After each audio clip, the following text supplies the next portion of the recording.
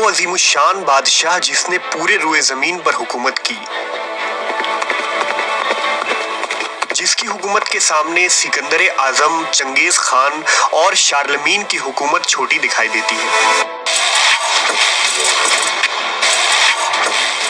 न सिर्फ इंसान बल्कि जिन्नात, हैवानात और तमाम मखलूक आपके ताबे थी। इस वीडियो में हम अल्लाह के उस अजीम पैगंबर और बादशाह की पुरइसरार वफात का मुकम्मल वाक़या जानेंगे, जिसे तारीख सुलेमान इब्न दाऊद के नाम से जानती है। अल्लाह ने हजरत सुलेमान अलैहिस्सलाम को बेमिसाल हुकूमत और सल्तनत अता की थी। आपकी हुकूमत न सिर्फ इंसानों बल्कि जिन्नात और हैवानात पर भी थी। हजरत दाऊद अलैहिस्सलाम की हुकूमत के वक्त से ही जिन्नात आले दाऊद के ताबे थे। उस वक्त पहाड़ों में रहने वाले देव हैकल जिन्नात इंसानी बस्तियों में आना शुरू हुए और हजरत दाऊद के फर्माबरदार हो गए। हजरत दाऊद अलैहिस्सलाम ने अपने बेटे हजरत सुलेमान के लिए भी दुआ फरमाई कि जिस तरह अल्लाह ने उन्हें नेमतें अता की, उनके जानशीन को भी उन नेमतों से सरफराज फरमाए। लिहाजा सुलेमान अलैहिस्सलाम के दौरे हुकूमत में भी ये जिन्नात नौकर चाकर की तरह आपके दरबार में हाजिर रहते और आपका हुक्म बजा लाते थे।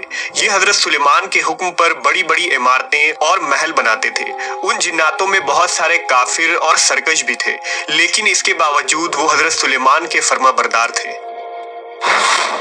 मगर इन तमाम नेमतों के बावजूद मौत से हजरत सुलेमान को भी निजात न थी और ये मौत आपको भी एक मुकर्ररा वक्त पर आनी थी।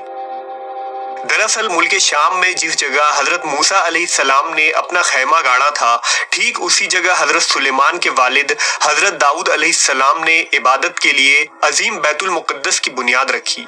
मगर इमारत पूरी होने से कबल ही हजरत दाऊद की वफात का वक्त आन पहुंचा और आपने अपने बेटे और जानशीन हजरत सुलेमान को इस मुक़द्दस इमारत को मुकम्मल करने की वसीयत फरमाई। चूंकि देव और सरकस जिन्नात हजरत सुलेमान के ताबे थे, लिहाजा आपने उन्हें इस मस्जिद की तामीर के कामों पर मुकर्रर फरमा दिया। तारीखी शवाहिद से पता चलता है कि अदवाम के इलाकों में बड़ी बड़ी कानें थीं, जिनसे पत्थर और तरह तरह के मादनियात निकाले जाते थे, जो इंसानों की बस की बात नहीं है। उन जिन्नों में बाज गोताखोर भी थे जो समुंदर के तह में गोता लगाकर कीमती पत्थर लाते और हजरत सुलेमान की खिदमत में पेश करते थे। बैतुल मुक़द्दस की तामीर के लिए भी ये जिन्नात दूर दराज के इलाकों से बड़ी बड़ी चट्टानें उठाकर लाया करते थे और मस्जिद की बुनियादों और सतूनों की बुनियाद रखा करते। उन बड़े और अजीम चट्टानों को आज भी मस्जिद अक्सा के अंदरूनी हिस्सों में देखा जा सकता है। हजरत सुलेमान के खौफ से ये जिन्नात काम किया करते थे, यहाँ तक कि हजरत सुलेमान के वफात का वक्त भी करीब आ गया, मगर इमारत मुकम्मल ना हो सकी। आपने दुआ फरमाई कि या अल्लाह, मेरी मौत जिन्नों की जमात पर जाहिर ना हो, ताकि वो बराबर इमारत मुकम्मल करने के काम में लगे रहें। क्योंकि अगर जिन्नात को हजरत सुलेमान की वफात का इल्म हो जाता तो वो फौरन काम छोड़ देते और तामीर अधूरी रह जाती। लोगों का ये भी मानना था कि जिन्नात के पास इल्म गैब है और वो हर चीज से बाखबर है। लिहाजा हजरत सुलेमान ने दुआ की कि उन सभी का इल्म गैब का जो दावा है वो भी बातिल ठहर जाए। हजरत सुलेमान ने मलकुल मौत से कहा था कि मेरी मौत का वक्त मुझे कुछ अरसा पहले ही बता देना।